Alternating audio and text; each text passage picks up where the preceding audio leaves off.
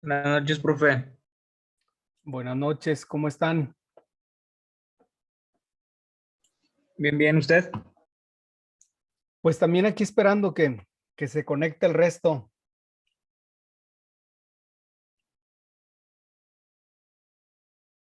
Pues creo que están los de siempre. Sí, profe. Vamos a comenzar entonces. El tema que vamos a tratar hoy, pues simplemente es un tema de continuidad, que son los presocráticos. Por ahí dejaba una tarea para que la pensaran bien, que si ustedes se veían en un problema, ¿a quién recurrirían? ¿A un hombre sabio o a un hombre con experiencia? Y ahí nos quedamos con Buenas ustedes. noches, maestra. Buenas noches, Fátima. Entonces, pues adelante sus respuestas.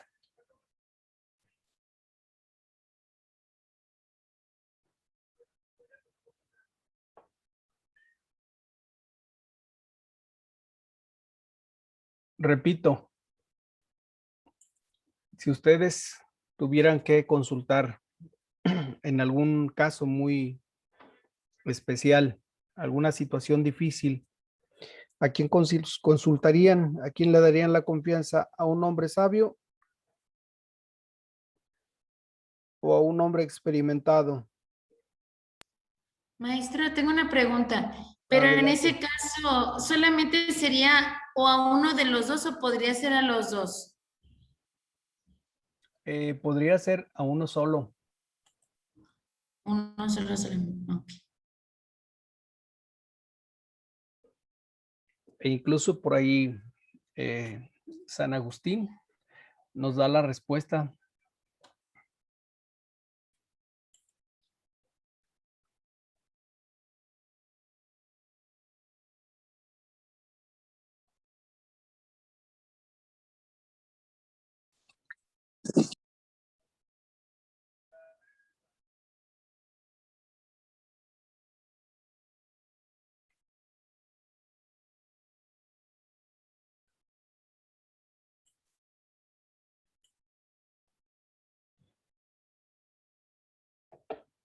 Adelante sus respuestas.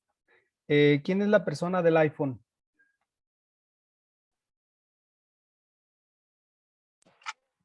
¿Mande, maestro?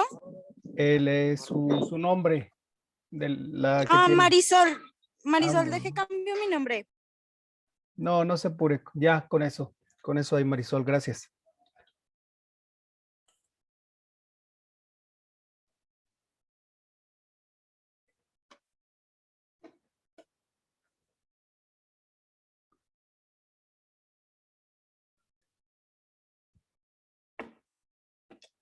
Adelante, alguno de los presentes para entrar en tema. Pues creo que yo lo he experimentado. Usted al experimentado. Yo también lo he experimentado, profe.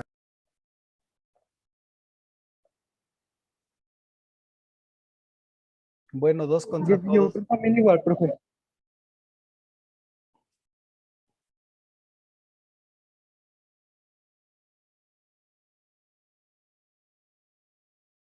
Ya van 3 contra todos.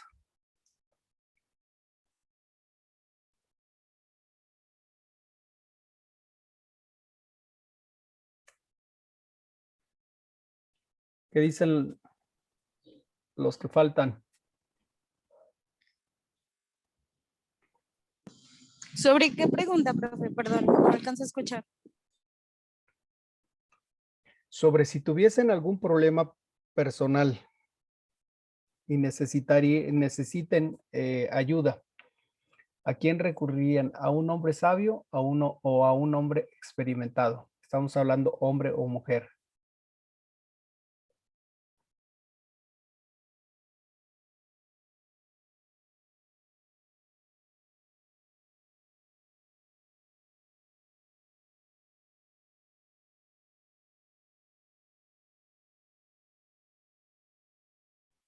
Yo un hombre que lo haya experimentado, profe.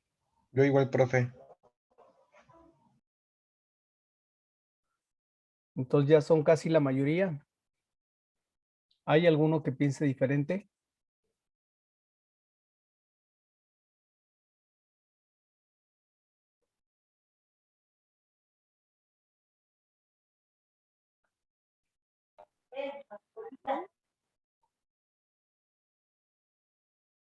A ver, otra vez, por favor. Pues yo me, bueno, yo como que, bueno, me pongo a pensar, sí estoy de acuerdo con con el que ya tiene la experiencia, pero también como que me pongo a pensar en la persona que es sabia, porque también su sabiduría, pues sí, dependiendo, no sé si sea mayor o de qué edad, puede ser que tenga mucha experiencia por el conocimiento o por lo que haya vivido también. Entonces yo creo que también ella adquiere conocimiento al mismo tiempo y pues yo creo que yo me inclino hacia la persona sabia. Pues ya es una contra todos. ¿Alguien apoya lo de su compañera Fátima o están a favor del resto? Yo también opino que, pues, con la persona sabia. Entonces ya son dos contra el mundo.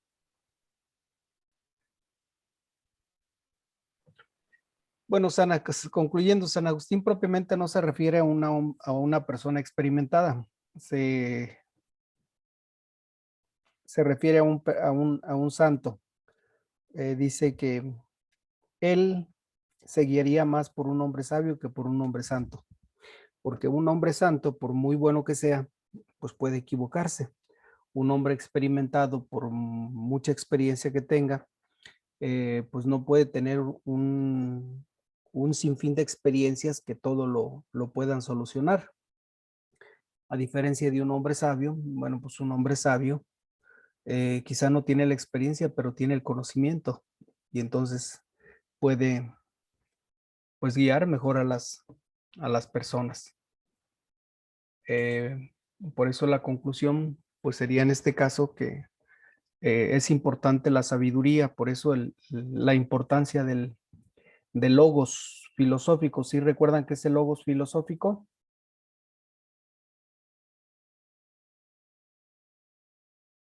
¿Alguien recuerda qué es el logos filosófico?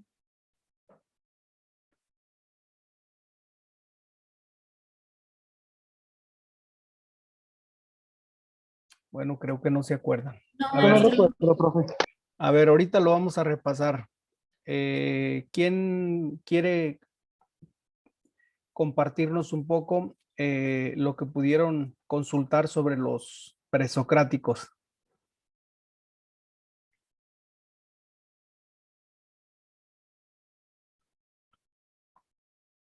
Adelante. ¿Qué encontraron sobre los presocráticos?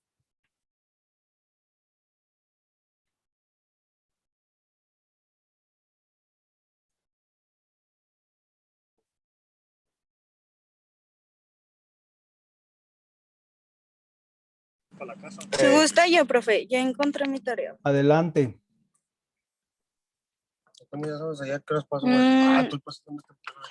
Dice, a comienzos del siglo IV a.C. se produjo una auténtica revolución intelectual en las colonias griegas de Asia Menor, donde las tradicionales explicaciones del mundo basadas en los mitos dejaron paso a formas de pensamientos fundamentadas en la razón. La filosofía siempre ha intentado aportar una explicación a lo que ocurre a nuestro alrededor. Filósofos como Tales de Mileto, Pitágoras y Platón intentaron entender la naturaleza a través de sus teorías. Los denominados filósofos de la naturaleza dieron los primeros pasos hacia una manera científica de pensar. De hecho, la filosofía tuvo una gran influencia sobre el posterior desarrollo de las ciencias naturales. Fueron estos filósofos quienes crearon una filosofía sobre el origen de la vida, el cosmos y los procesos naturales. Listo, profe. Muy bien, gracias, Marisol. A ver, ¿alguien más?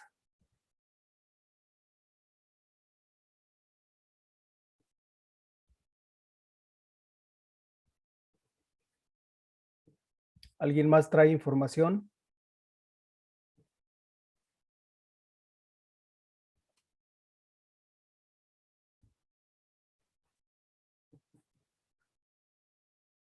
Maestros, yo traigo, bueno, de ahí de lo que nos preguntaba sobre lo que investigaban. Sí, es correcto. Adelante. Bueno, ellos estudiaban la unidad del universo y el ser.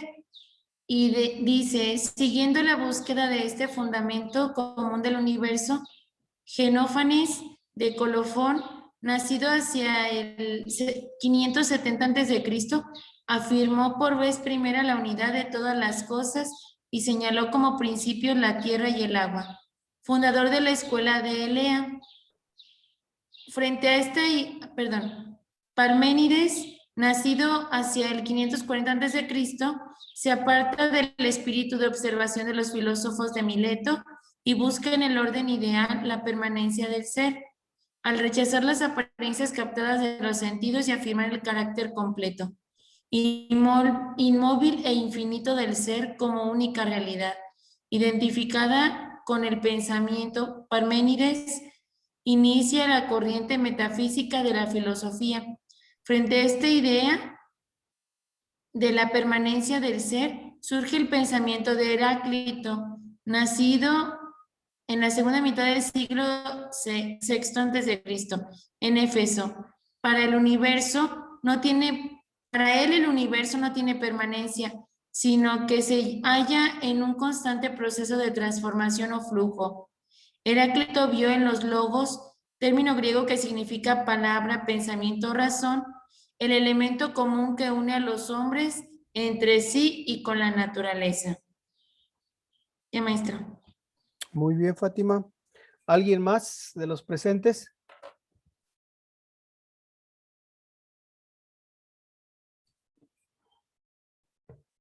¿Alguien más trae información que nos quiera compartir?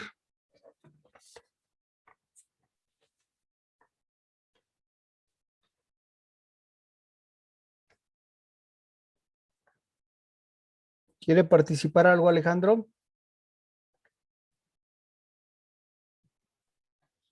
Mándeme, profe, me está fallando algo el internet. Ya. ¿Quiere compartir algo de información?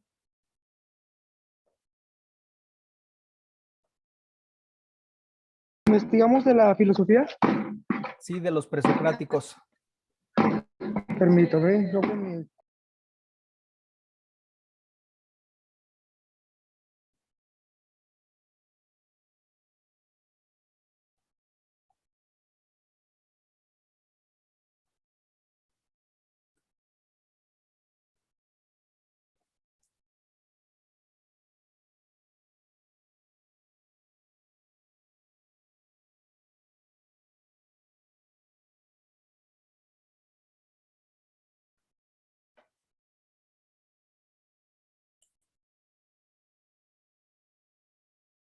listo, profe, ¿le puedo comentar? Adelante, por favor. Los presocráticos concebían el principal objeto de sus investigaciones filosóficas, el cosmos, como compuesto de elementos sensoriales, corrientes sobre tierra, agua, aire, fuego y el éter. Elementos que combinaban recíprocamente uno de otros como resultado de sus concentraciones y sus entrenamientos.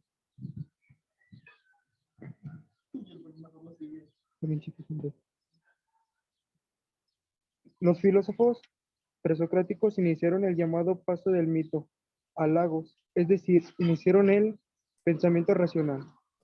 Es una filosofía que busca conocer cuál es el origen de la naturaleza y de sus fenómenos, así como de todo aquello que no se ha hecho por la mano del hombre.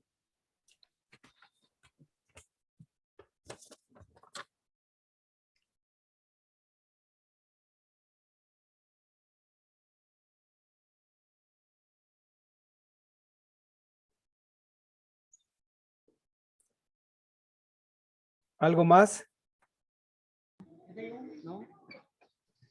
Es que como que me está botando Word, profe. Ya. ¿Alguien más aparte de Alejandro?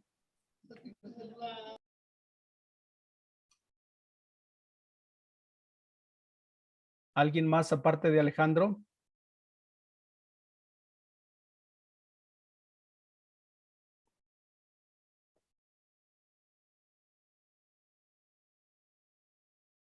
Bueno, vamos a continuar entonces. Vamos a hacer una síntesis primero sobre la clase pasada para poder unir con los presocráticos. Yo les decía que los presocráticos son los primeros que hacen estudios sobre la constitución del universo, ciencia que más tarde va a ser llamada cosmología. Después, ya los clásicos comienzan a preocuparse más por el ser humano, que en este caso estaríamos hablando del desarrollo de la antropología,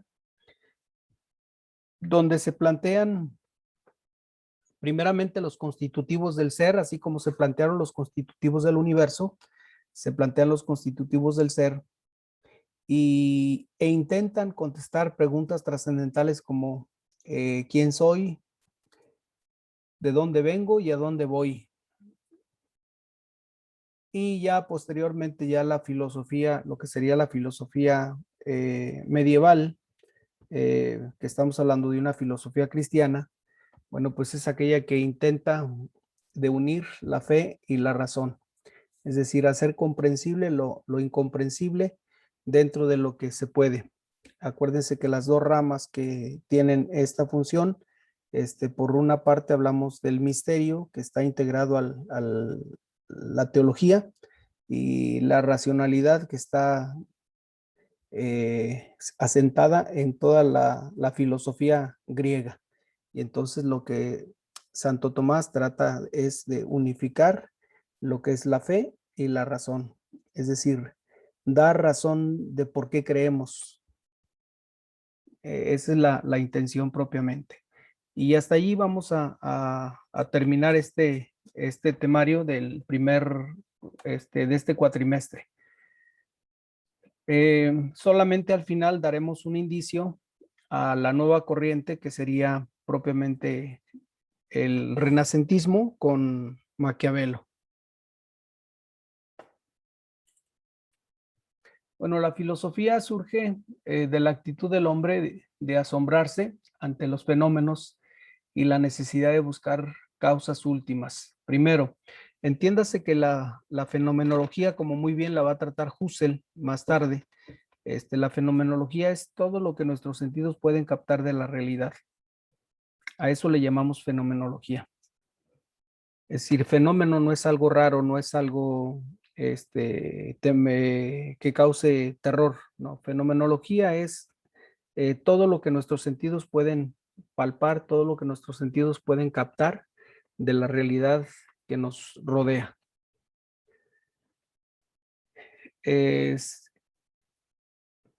Y esta fenomenología, a través de la filosofía, busca llegar a las últimas causas. Es decir, si los antiguos rendían culto a los fenómenos naturales, incluso llegaron a llamarles deidades a través del panteísmo, entonces la filosofía pues intenta ya no tener ese error, sino por el contrario, es decir, buscar una causa última del por qué ese fenómeno se está apareciendo. Esta va a ser la tarea de la filosofía, buscar las causas, dar razones por qué se está generando lo que se está generando.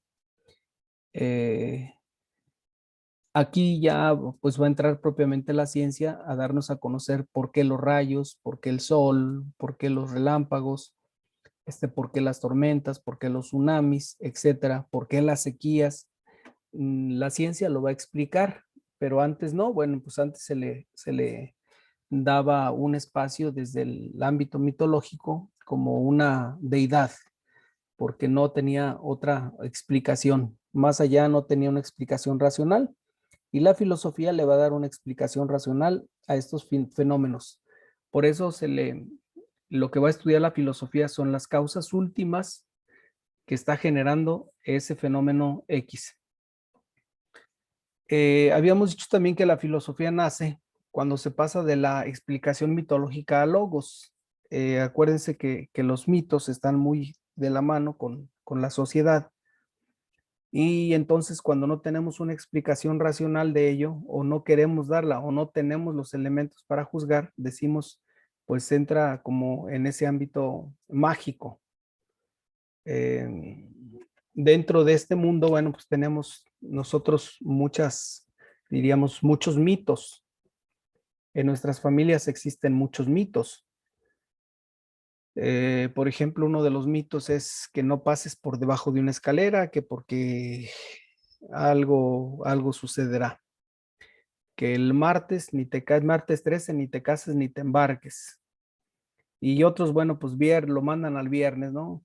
Que si comer 12 uvas te trae beneficios para el año siguiente.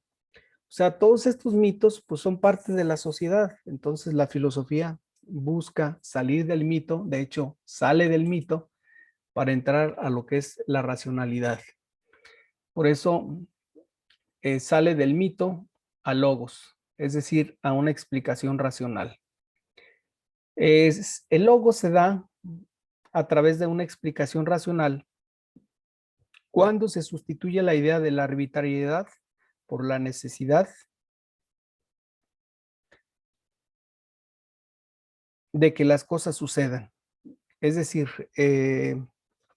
acuérdense que muchas de las costumbres que todavía existen en nuestras familias, pues terminan haciéndose leyes, es decir, se hacen tan arbitrarias que terminan siendo leyes, y estas leyes, pues de alguna manera a veces fastidian un poquito la vida de los seres humanos. A veces pesa más la costumbre que la racionalidad, y eso, bueno, pues todavía en México hay mucho. Estamos más apegados a una costumbre que a un entendimiento. No sé si me explico o los confundo.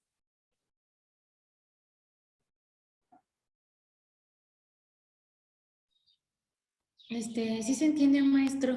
Sí, profesor. Sí, por ejemplo, un caso, las leyes. Voy a decir algo riesgoso, pero espero que lo asimilen. Para muchas familias es más importante la regla que lo que la persona está viviendo. Esto pues antes era todavía más arraigado que ahora. Hoy en día, bueno, pues vivimos las cosas diferentes y eso es bueno.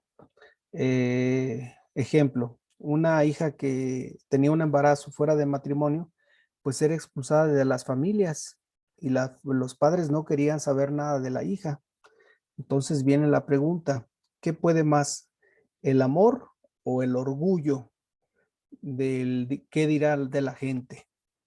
En ese tiempo, bueno, pues podía más el orgullo del qué dirá de la gente, que de todas maneras, pues la gente decía lo que tenía que decir, aunque el señor corriera a su hija porque deshonró la familia, pues de todas maneras la gente hablaba. Entonces, ¿por qué era más poderoso la creencia que el amor a la hija? Pregunto.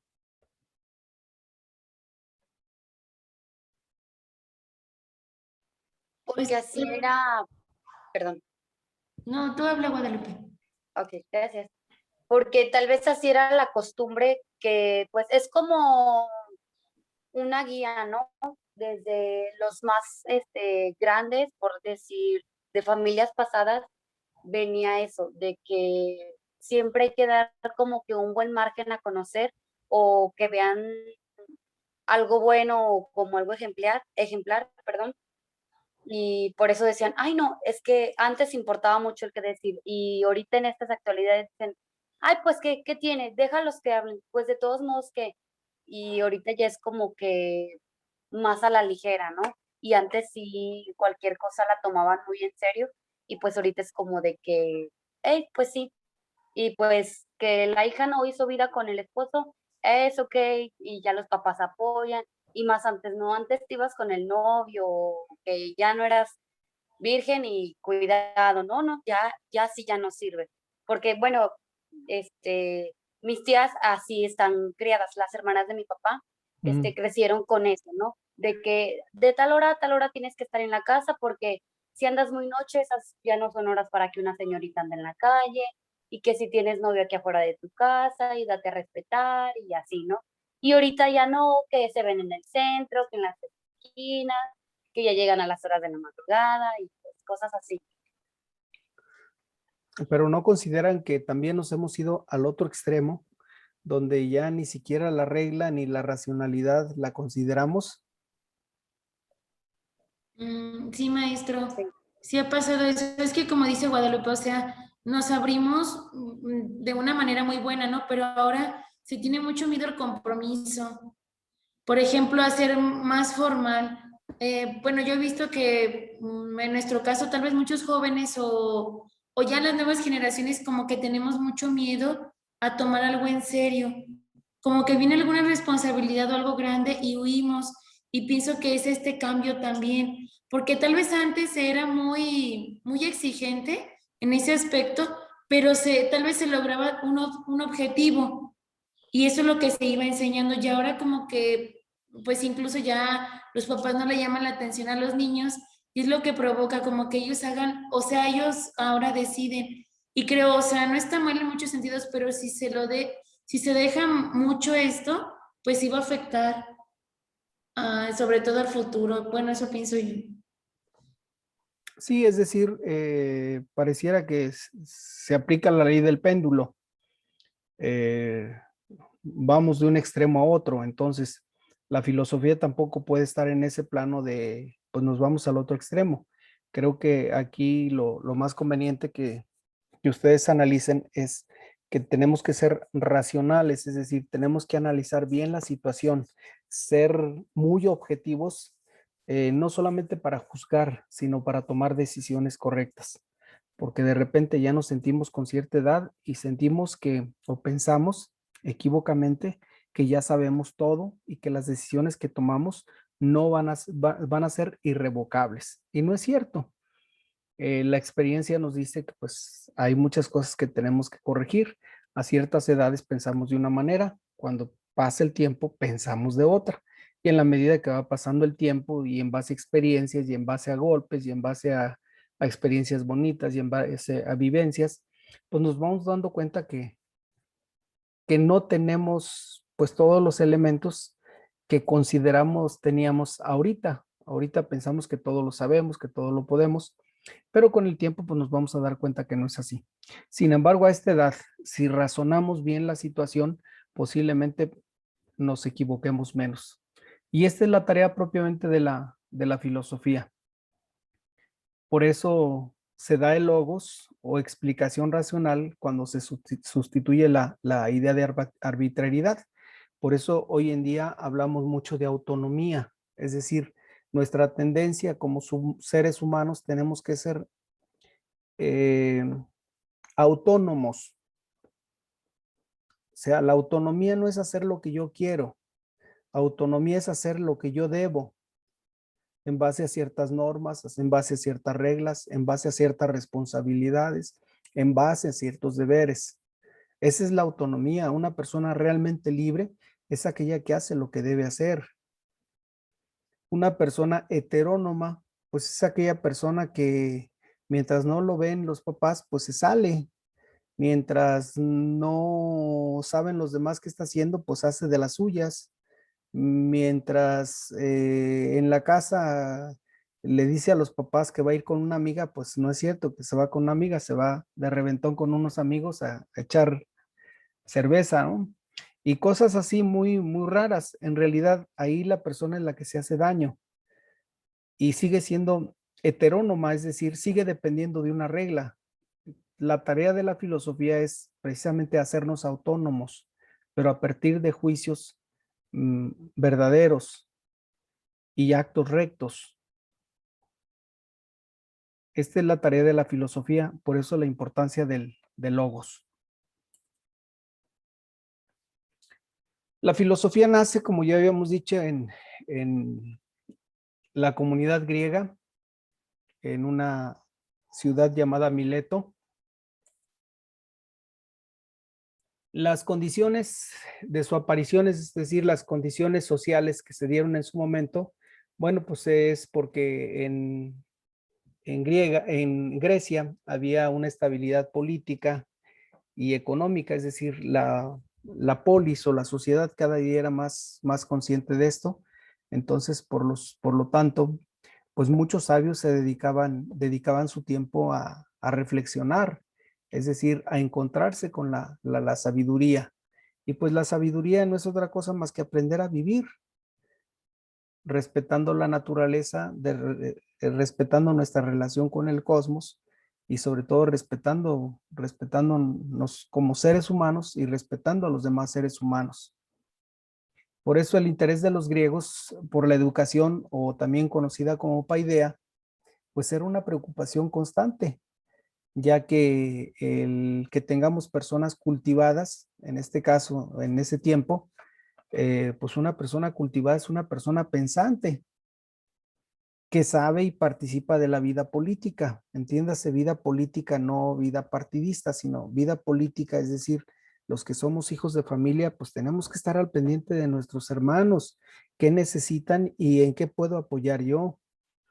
Nuestra comunidad, ver que si hay algunas personas mayores que no pueden trasladar su basura, pues ahí debemos estar, la ayuda como polis, como sociedad, es decir, velar por el bien común. No es velar por mi bien, sino velar por el bien de la comunidad.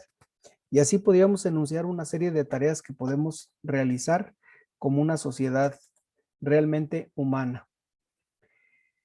Los presocráticos, bueno, pues los presocráticos son aquellos filósofos que van a gestar su pensamiento antes de Sócrates. Por eso se le llaman presocráticos, porque vienen antes de Sócrates. Es decir, todo el saber que se gestó antes de Sócrates. La preocupación de estos presocráticos propiamente es de tipo cosmológico, donde buscan una explicación del origen y la naturaleza de la realidad material que les rodeaba en su momento y que nos sigue rodeando a nosotros. También esta physis o llamada naturaleza hace referencia al origen de la esencia de algo, es decir, buscar la última causa, buscar el origen. ¿Qué fue lo que originó, como ya nos lo explicaron algunos, qué fue lo que originó este universo? ¿Dónde se originó? Y por otro lado, bueno, pues también está la búsqueda del arjé, es decir, qué es lo que originó, cuál fue el primer principio que dio vida a ese cosmos que conocemos ahora. Dentro de los filósofos, bueno, pues está Tales, está Anaximandro, está Anaxímenes y están otros más. Por eso Tales, siendo legislador, matemático y astrónomo, en una de sus obras de Aristóteles nos dice que fue el primer filósofo que investigó sobre la physis, es decir, sobre el principio de las cosas. Entiéndase que arjé es principio de las cosas. Pensó que el arjé o el primer principio de todo era el agua. Él se dio cuenta que las plantas sin agua, bueno, pues se mueren, entonces lo que da el principio, que da vida, bueno, pues va a ser el agua. Posteriormente viene Anaximandro, quien opina que el principio común de todas las cosas es el agua, perdón, no es el agua, sino una sustancia indeterminada e indivisible y amorfa, de donde todas las cosas provienen, y la llamó apeiron. ¿Qué es el apeiron? Bueno, pues es algo indefinido, algo indeterminado. En sí, pues no nos dijo cosa nueva, porque no concluyó. Anaxímenes creyó que el arjé común a todas las cosas era el aire, es decir, el principio de todo, bueno, pues va a ser el aire. El aire es el medio vital, la capa que envuelve la tierra, fuente de vida y origen de todas las cosas. Y en realidad, pues ustedes lo supieron o lo supimos con esta pandemia, que las personas que les faltaba respiración, pues lo que les faltaba era oxígeno. Y entonces si no lo tenían, pues muchas personas murieron. Por eso el aire tiene la apariencia sutil, es indivisible y es amorfo, es decir, sutil porque no sabemos de dónde viene. Podemos sentir así como que viene del norte o viene del sur, generalmente viene del norte. Es sutil porque no sabemos en qué momento llega. Es indivisible porque ustedes no lo pueden manipular, es como decir, tráeme 1 kilo de aire de Acapulco. Vas a ir a Acapulco, me traes un kilo de aire, pues imposible porque es indivisible, no se puede. Y es amorfo porque el aire no tiene forma en realidad. En ese caso, Anaxímenes tenía mucha razón.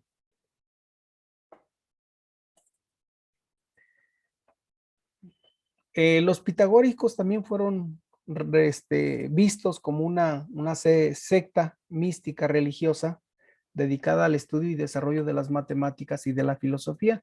En ese ambiente se les ubicaba. Afirmaban que el aire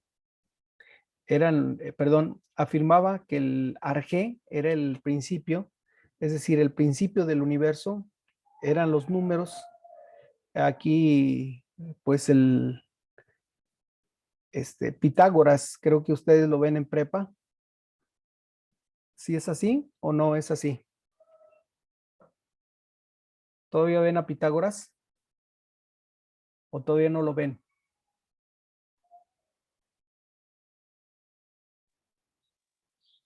¿El teorema de Pitágoras dice, maestro? Sí, ¿todavía lo ven? Pues Ya no, maestro. Ah, no. ¿ya no llevan matemáticas? Sí, Sí, sí lo llevamos. pero ya no vamos en la de esta de teorema de Pitágoras, ya no, ya estamos en las de senos y Senos y cosenos. Sí, maestro, o sea, ya lo vimos y también el de Tales de Mileto. Ah, muy bien. Bueno, ellos afirmaban que el número es el principio de todas las cosas y que están compuestas, pues, por fracciones. Por eso la visión de la vida y del alma humana, inspiradas en la religión órfica, repercutió en Platón a través de su dualidad alma y cuerpo, es decir, que los seres humanos estamos compuestos de cuerpo y alma. Y efectivamente, bueno, pues no se equivocó. Luego viene Heráclito de Éfeso, llamado el Oscuro, por lo difícil de interpretar su pensamiento. Defiende que el mundo sensible no hay nada inmóvil, todo está en continuo cambio, a lo cual le llama él el devenir.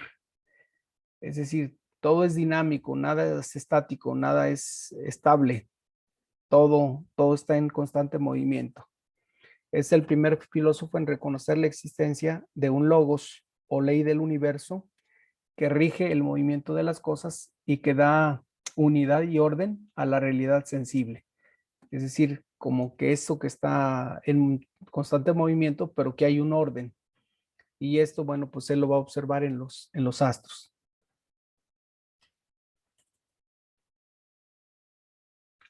Y por último, bueno, pues tenemos a Parménides de Lea. El tema central de su filosofía es la distinción entre verdad y apariencia. ¿Qué es verdad y qué es apariencia? Pregunto para dar respuesta a esto y con esto cerramos. ¿Hace frío o hace calor ahorita?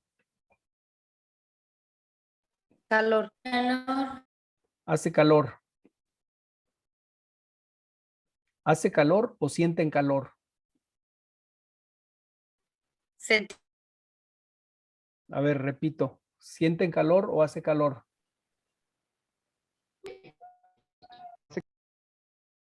Bueno, más bien sentimos calor porque lo otro sería mal. Por eso entonces, concluyendo, habla de 2 tipos de conocimiento, que es el conocimiento racional y el conocimiento sensible. El conocimiento sensible es lo que yo siento, pero que no siempre puedo establecer como algo universal. Y el racional sí lo puedo establecer como algo universal, porque no es mi sentir, sino es lo que la misma naturaleza nos puede explicar a todos. Pues esto es todo lo que tenemos el día de hoy. Nos vemos con los sofistas la próxima clase. Y la siguiente tenemos examen. Pasen bonita tarde. Gracias, profe, igualmente. Gracias, A ustedes. profe. Hasta luego. Gracias, profe. Gracias, maestro.